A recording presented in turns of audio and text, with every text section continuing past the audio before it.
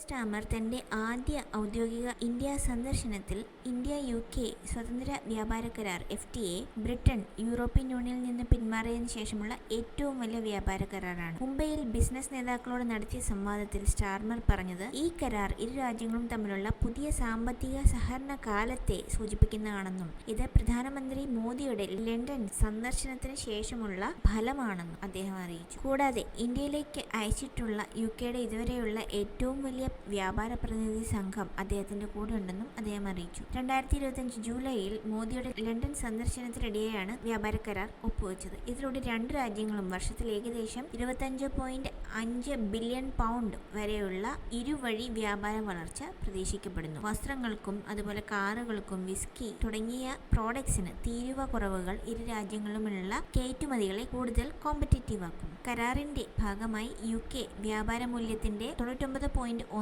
തീരുവ ലൈനുകൾ പൂർണ്ണമായും ഒഴിവാക്കും. കൂടുതലും സീറോ ഡ്യൂട്ടി നിലയിൽ നിലനിർത്തും. ഇന്ത്യൻ കയറ്റുമതിക്കാർക്ക് ബ്രിട്ടീഷ് വിപണിയിലെ പ്രവേശനം കൂടുതൽ വ്യാപകമാകും. കൂടാതെ ഈ കരാർ വസ്ത്രം, ചെരുപ്പ്, സ്പോർട്സ് ഉൽപ്പന്നങ്ങൾ, എഞ്ചിനീയറിംഗ് മേഖല, IT മേഖല എന്നിവയിൽ ആയിരക്കണക്കിന് തൊഴിലവസരങ്ങൾ ഇന്ത്യയിൽ സൃഷ്ടിക്കുമെന്നും പ്രതീക്ഷിക്കുന്നു. ഇതിനു മുമ്പ് നരേന്ദ്രമോദി ബ്രിട്ടീഷ് പ്രധാനമന്ത്രിയെ സ്നേഹപൂർവ്വം സ്വാഗതം ചെയ്തുകൊണ്ട് സോഷ്യൽ മീഡിയയിൽ പങ്കുവച്ച സന്ദേശത്തിൽ ഇരു രാജ്യങ്ങളുടെയും ശക്തവും സമൃദ്ധവുമായ ഭാവിക്കായി ചേർന്ന് പ്രവർത്തിക്കാനുള്ള ആഗ്രഹം അദ്ദേഹം പ്രകടിപ്പിച്ചു. സ്റ്റാർമറിന്റെ ഈ സന്ദർശനം ഇന്ത്യയും UKയും തമ്മിലുള്ള ശക്തമായ സജീവമായ ബന്ധത്തിന്റെ പുതിയ അധ്യായം തുറക്കുന്നുവെന്നും വ്യാപാരം, സംസ്കാരം, ആഗോള സഹകരണം തുടങ്ങിയ മേഖലകളിൽ കൂടുതൽ ആഴത്തിലുള്ള കൂട്ടുകെട്ടുകൾക്ക് ഇത് വഴിതെളിക്കും എന്നുമാണ് MEA അറിയിച്ചത്.